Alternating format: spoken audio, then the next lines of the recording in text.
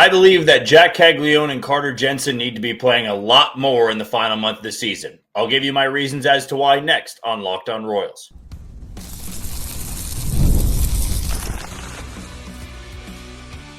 You are Locked On Royals, your daily Kansas City Royals podcast. Part of the Locked On Podcast Network, your team every day. You are tuned into another edition of Locked On Royals in the Locked On Podcast Network. I'm your host, Jack Johnson, and you can find me on Twitter at JohnnyJ_15. That is at JOHNYJ_15. You also can catch us on wherever you listen to podcasts. That can be Spotify, Apple Podcast, Amazon Music, Google Podcast, Odyssey, and YouTube. Just be sure to hit the follow button and subscribe.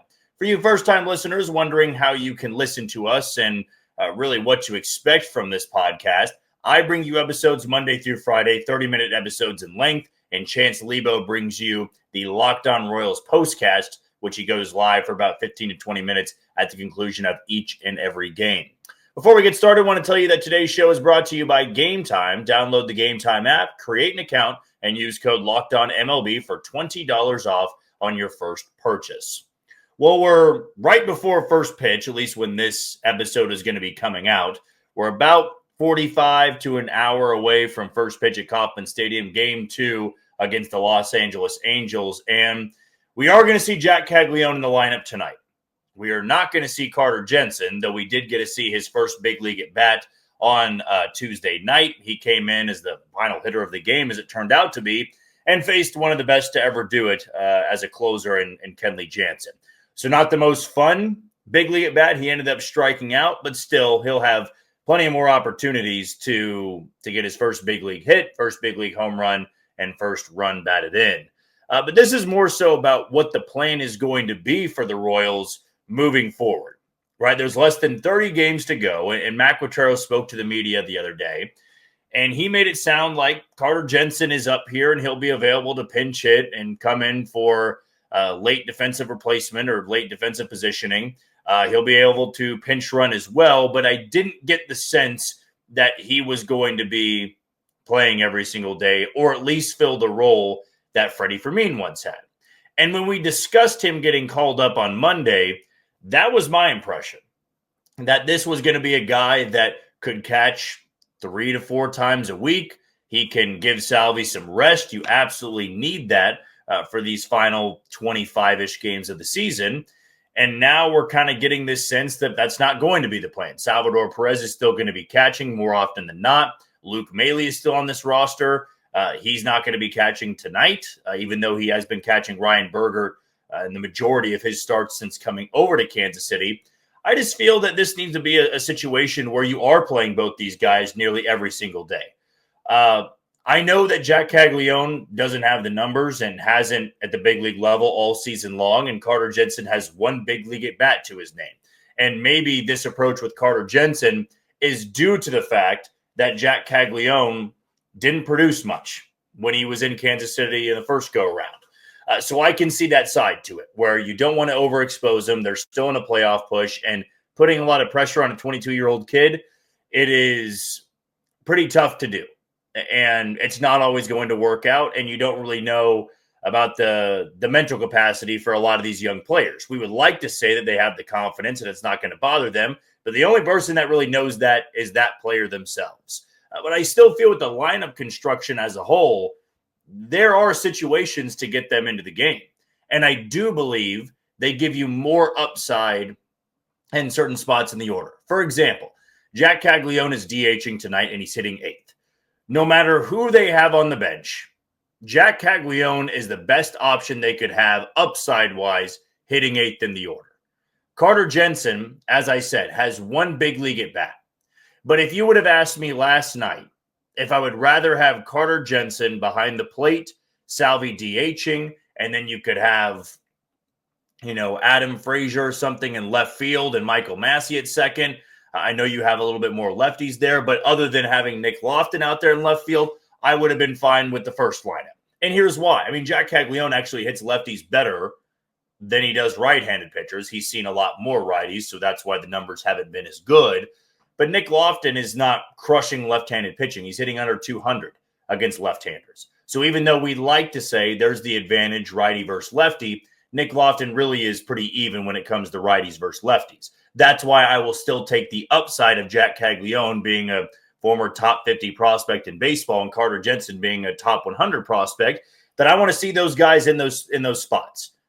I don't think we're going to see it that often with Carter Jensen, but Jac Caglianone, he needs to be out there. I would take Jac Caglianone in this lineup over Nick Loftin or even Michael Massey for that matter more often than not. Now, there's going to be favorable spots, and we'll see what Caglianone looks like tonight and moving forward.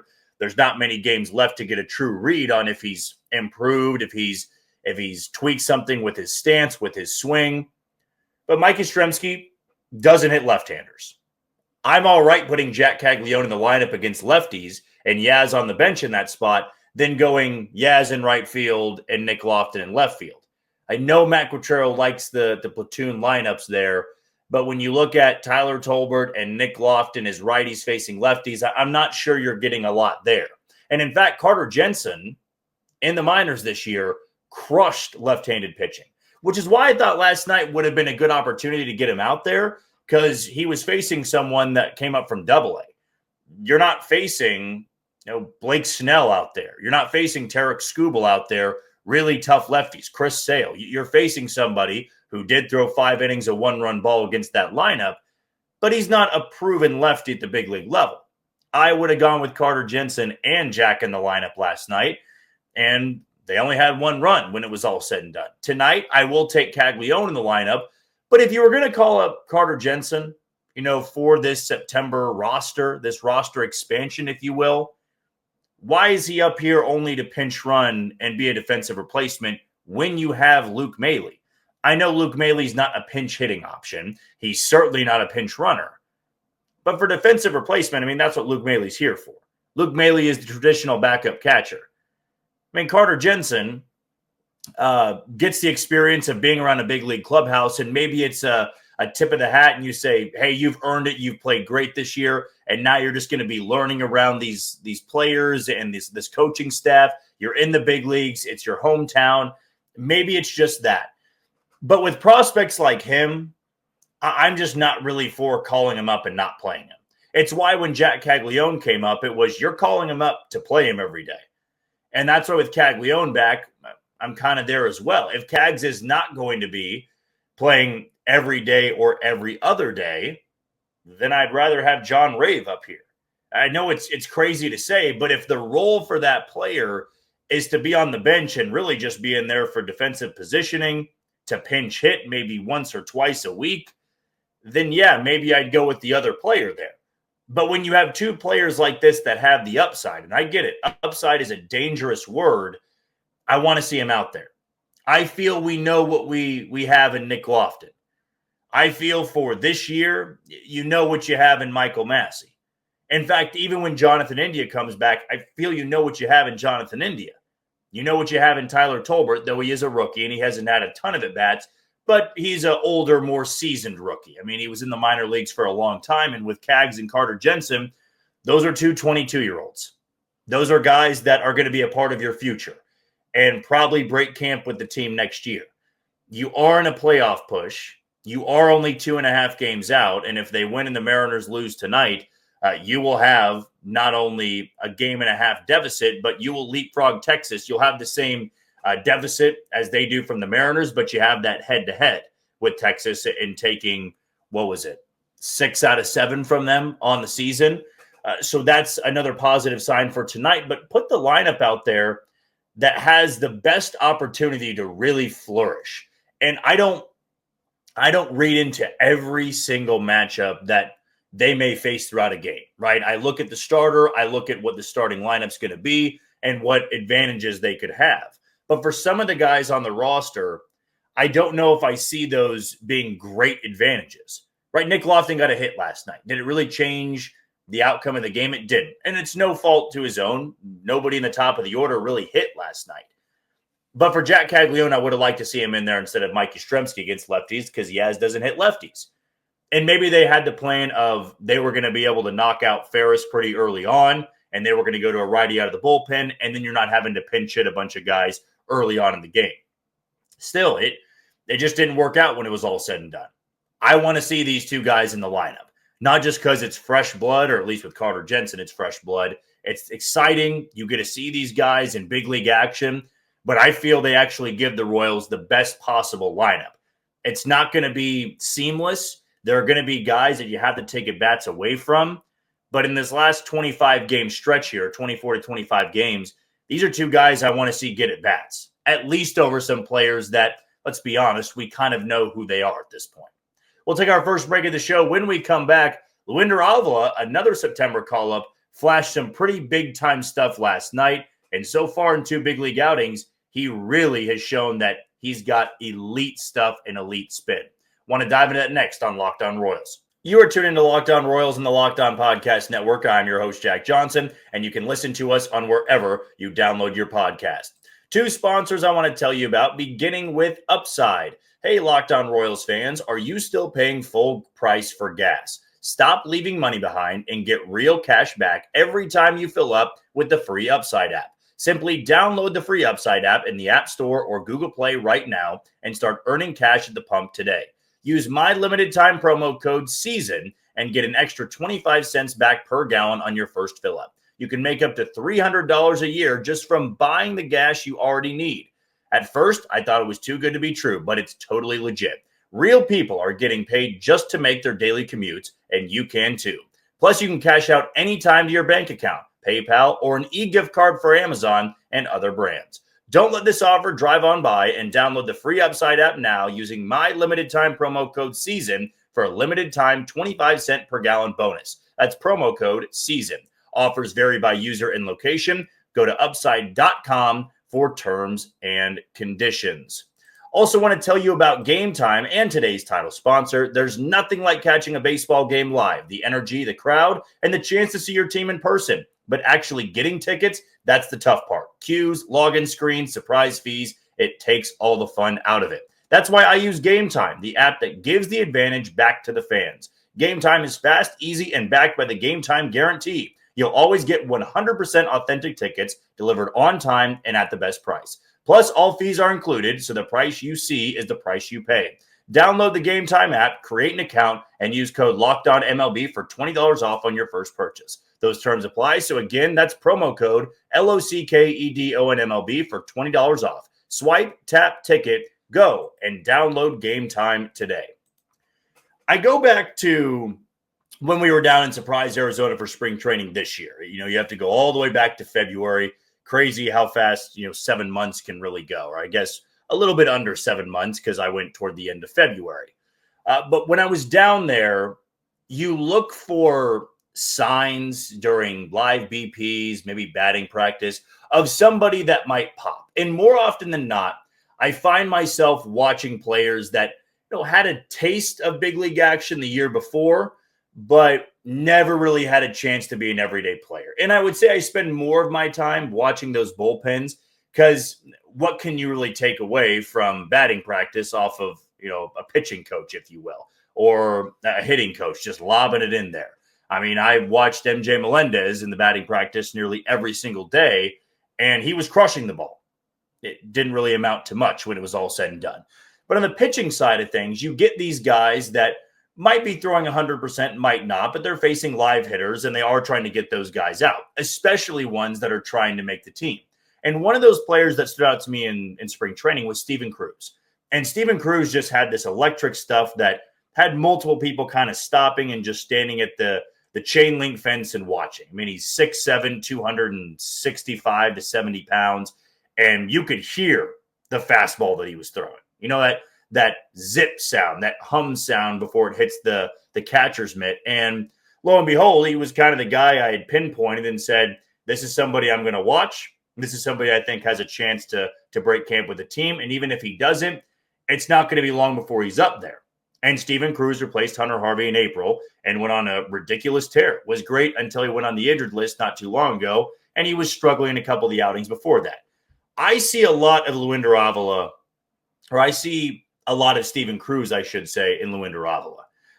Not quite the same size, and I actually would go as far to say I feel that Avila has better stuff. And that's hard to really say out loud because Steven Cruz throws 100 with a 94, 95 mile an hour cutter and a wipeout slider, and he has better command now. still with Luinder Avila, it's been 3 innings. And so sometimes the more you throw, these numbers are going to come down a little bit.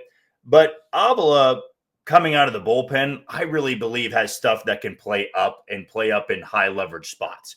Last night, he comes in more of a low leverage spot. John Schreiber had already given up 2 runs. It was 4-1. And Avila did give up a run in his 2 innings. But I go into Baseball Savant today, just out of curiosity. I don't always go to it to find, the expected ERA and the barrel percentage, because for a guy that's thrown 3 innings, it doesn't really matter that much. He's faced just a handful of batters.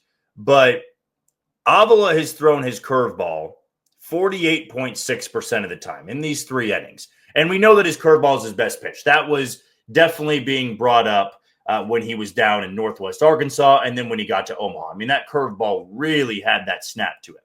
The 4-seam he throws 27% of the time, and the sinker he throws 24.3% of the time. What stood out to me in these numbers is not so much the usage and not so much the opponent's batting average on it. It's the spin on these pitches. His curveball is nearly 3,000 RPMs. His 4-seam is over 2,500 RPMs. And his sinker is over 2,300 and just under 2,400. All of those are above average. His curveball is elite. Anytime you're close to 3,000, you are really spinning that thing in there. I mean, we've seen Seth Lugo, when he's on, really snap that thing. It didn't get up to 3,300. I mean, when it's really a buzzsaw type curveball. That's probably the second best curveball on the Royals right now. I can't say for the entire season. I know Sam Long has a really good curveball, but I want to say that hovers around the 2,700 range. But to have Avila near 3,000, that's something that's notable. On top of that, he knows that's notable because he's throwing it nearly 50% of the time. And for a guy that already throws, on average, about 96.5 with his fastball and sinker, that's really going to play. And the command is going to be, like it was with Steven Cruz, the difference maker. If he can put that sinker where he wants to, and you have that curveball with that spin, that's back-end reliever, elite type stuff, and somebody that could break camp with the team next year and be throwing in the 7th inning in high leverage spots and at times in the 8th inning. I have that type of vision for Luinder Avila. The stuff really plays up. And yes, you could try him as a starter. I don't know why you would at this point. He is incredibly young, but there's a lot of arms for the rotation. I mean, coming back next year, you have Cole Reagans. He did throw his live BP today. You've got Lugo under contract. You've got Waka under contract. If they don't deal Chris Bubich, he's still on the books for another year. Ryan Bergert's there. Stephen Kolek's there. Alec Marsh is there. Bailey Falter's there. You have a ton of Noah Cameron. Can't believe I almost skipped him. That's 9 guys right there that can be competing for rotation jobs. And truthfully, there's only a few guys competing for one spot in that rotation. I feel pretty good about 4 of the guys that are going to be there. For Avila, I mean, John Schreiber is a free agent at the end of the year. Hunter Harvey is a free agent at the end of the year. You are going to have Erceg and Estevez back, but Sam Long, again, he's going to be out of that bullpen likely. Serpa, I'd imagine, will be back. Daniel Lynch, I'd imagine, will be back. And if you don't want to overspend on bullpen arms, adding Steven Cruz back once he's healthy and feels really good, and you have Avila in this bullpen, maybe I'm overreacting. Maybe I really am. But I've seen enough of this kid in AA and AAA, knowing that stuff could play up. But it's hard to do that when you throw 5 to 6 innings a night. You're not always going to have your best stuff. I mean, the velocity might dip a little bit. You might not have the best command of that curveball. He's a 3-pitch guy. At least in these 2 outings, he has been a 3-pitch pitcher. That's not a starter. That can be a very high-end reliever. And the Royals have done an excellent job in crafting these late-inning guys of late. I mean, I know that we've had our criticisms before of Angel Serpa. For what he once was, they have turned him into a legitimate piece for the bullpen. It sounds crazy, but over a guy that throws a 98-mile-an-hour sinker, a lefty too, and throws a lot of strikes, I know that he has coughed up some leads before. Bullpen guys can be hit and miss like that. But Daniel Lynch, what they've turned him into. Steven Cruz, what they've turned him into. They got at least one good year out of Sam Long. John Schreiber sort of found himself again. When you've got players like this and arms like this that have stuff, with elite spin rate, strong velocity. I don't want to see that in AAA next year. I would love, with a healthy spring training, for Luinder Avila to break camp with the team. It's not so much about the 3 outings I've seen. It's more so that now I've got this data in front of me, and this data was already happening in AA and AAA. 3 high spin pitches and high velocity pitches. His curveball, too, sits about 83, 84 miles an hour. That's decent snap to it. It's got a little bit of extra power behind it. And you have a power curve you throw nearly 50% of the time. That's something you can really work with. I've been impressed. The bullpen's not really going to have a spot where he's throwing in a 1-run game in the 8th to the 9th inning, but I would like to see him get some high leverage spots in the same way that Steven Cruz got to when he was kind of building himself up in the bullpen this year. We'll take our final break of the show. When we come back, the Royals are still hanging around the wild card race, but they can't keep relying on Seattle to play this poorly. I'll tell you why next on Locked On Royals. You are tuned into Locked On Royals and the Locked On Podcast Network. I'm your host, Jack Johnson, and you can find me on Twitter at JohnnyJ_15. 2 more things I want to tell you about, beginning with the listener survey. We have an important request. Locked On wants to hear from you, and we put together a survey to learn more about our listeners and make your favorite podcast even better. This is your chance to tell us what you like, what you don't, and answer questions about our advertising. Go to LockedOnPodcast.com/survey to get started. Everyone who completes a survey will be entered for a chance to win 1 of 10 $100 Amazon gift cards. Again, that's LockedOnPodcast.com/survey. You can also find the link in the show notes below. Also want to tell you about Monarch Money. Most people can't name all their financial accounts or even what they're worth, whether it's 401ks, properties, or investments. And when you don't have the full picture, you can end up leaving money on the table. That's why there is Monarch Money. It's an all-in-one personal finance tool that brings your entire financial life together in one clean, easy-to-use interface on your laptop or on your phone.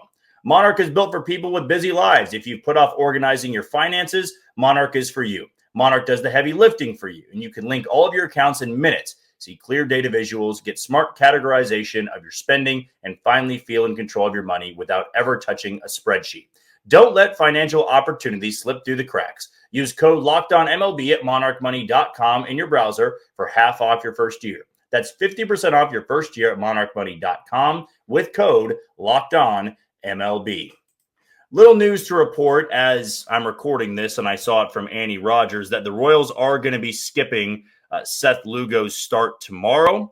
It will be Noah Cameron, who they skipped over the weekend against Detroit, making that appearance, which makes a lot of sense. You don't want Noah Cameron to go too long in between starts. So they're pushing back Seth Lugo. We discussed this in one of our segments earlier in the week of, do they shut him down? Do they skip him?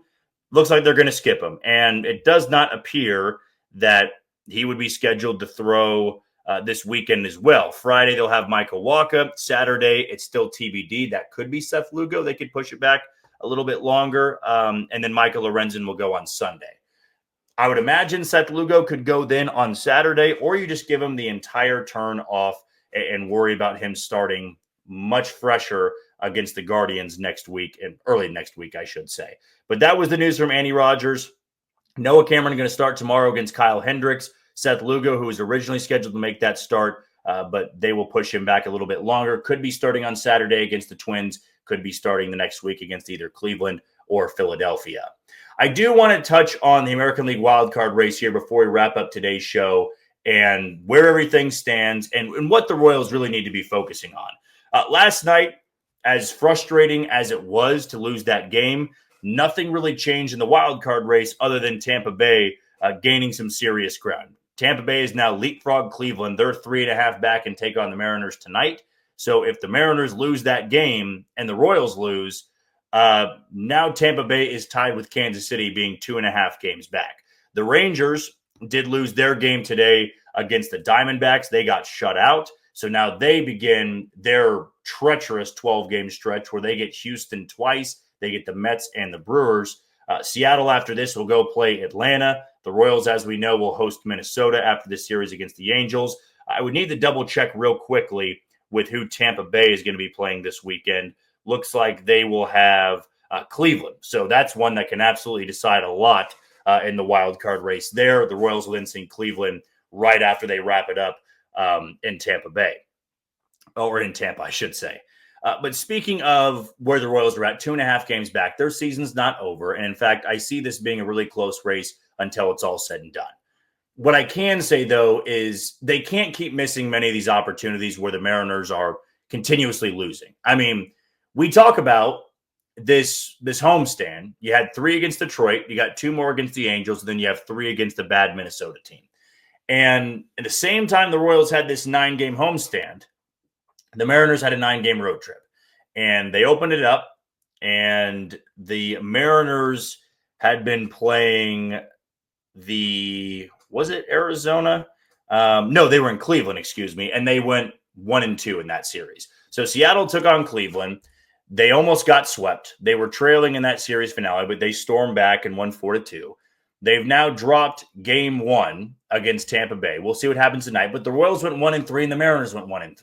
In the final month of the year, if you're going to have a team you're chasing go on a 1-3 stretch or a 1-5 stretch, you got to be able to capitalize. And the Royals just continuously losing when the Mariners lose and winning when the Mariners win, that's not good enough. That's not going to put you where you need to be when it's all said and done. And last year, Detroit went on this unbelievable run at the very tail end of August and then all of September. But on top of them playing well, they needed a team to just bottom out. And that happened to be the Minnesota Twins. I don't really see a Minnesota Twins team in this wild card race. I don't see somebody that's held a playoff spot for a long time just forget how to play baseball in the final month. I don't see New York dropping out at this point. Boston is just red hot. They're going to be a playoff team. It is either going to be the Mariners, it is going to be the Rangers, the Royals, and then probably I'll throw Tampa Bay in there because they're slowly starting to make their way back into this conversation. But who knows? Maybe Cleveland continues to storm back in the way that they have all season long. Every time you think they're done, they find a way to put themselves back into the conversation. If I was being 100% honest, I know it's going to sound biased, I feel it comes down to Seattle, Texas, and the Royals. And the Mariners have the spot right now. And they're 2 games up on Texas before their game tonight, game 2 in Tampa against the Rays. But you cannot look at the Mariners and treat them like the Twins. They went out and made deadline moves. They are really good at home, which is why you got to capitalize on this road trip. I mean, the Atlanta Braves have played better baseball, right? So they are much different than when the Royals saw them in Kansas City not too long ago. That's going to be a tough 3-game series for the Mariners. But after that, they get to go back home. And if you don't gain, a game or 2 on them over the last part of this week, then you're going to be finding yourself in a really, really tough spot before that series against the Mariners in Kansas City. Why? You got to go to Cleveland on Monday. After Cleveland, you got to go to Philadelphia. Then you got to take on the Mariners, and then you would be taking on the Blue Jays. All a 4-series stretch there. So if you're not capitalizing on beating up on these bad teams, and I know that the Angels do not have a bad record. They're 65-73, and just on the surface, you'd say that's a fine baseball team. They have a negative 102 run differential. For anybody keeping track at home, that is the worst in the American League by 20 runs. By 18 runs. They have a run differential that is 20 runs worse than Chicago, who is 51-88. They have a 18-run worse differential or 18 runs worse than the Athletics, who are playing in a minor league ballpark that can't hold any ball there. I mean, the ball flies out of that yard. It's like Coors Field 2.0. The only team in baseball, the only 2 teams in baseball that have a worse run differential are the Nationals and the Rockies. Nationals are at 170. The Rockies are at a dismal 362, which I believe is going to break the record. But you got to be able to take the final 2 games against the Angels. You cannot drop a series to this team at this stage in the season and just continuously hope for the Mariners to lose. You want to put heat on Seattle, you got to be able to go probably 4-1 the rest of the week. You go 4-1 the rest of the week, I feel you can put yourself in that conversation of being a half a game to maybe 1 game back going into next week. But if you just keep meddling around and you're not really gaining any ground, but Seattle's losing, you are missing prime opportunities to catch up to them. because once they get back home, they play great baseball. They're a bad road team, which bodes well for the Royals when they meet in Kansas City, but they can extend that lead once they get back to Seattle and start playing some teams at home, and that's going to be coming up after their 9-game roadie. Well, that's going to do it for another edition of Locked On Royals and the Locked On Podcast Network. I have been your host, Jack Johnson. It's another big moment on Locked On. College football fans, Locked On and Fire TV present College Football Kickoff, your ultimate college football weekly preview. Drake Toll of Locked On Big 12 leads the conversation alongside two-time AP Coach of the Year Gary Patterson, former college star Jesse Holley, and Locked On's local experts. A college football preview only Locked On can do. Catch College Football Kickoff every Thursday throughout the season, only on Fire TV. Tomorrow, we're going to break down what happens in tonight's game and look ahead to maybe who the Royals would be starting on Saturday if it's not Seth Lugo. But until then, you take it easy, Kansas City.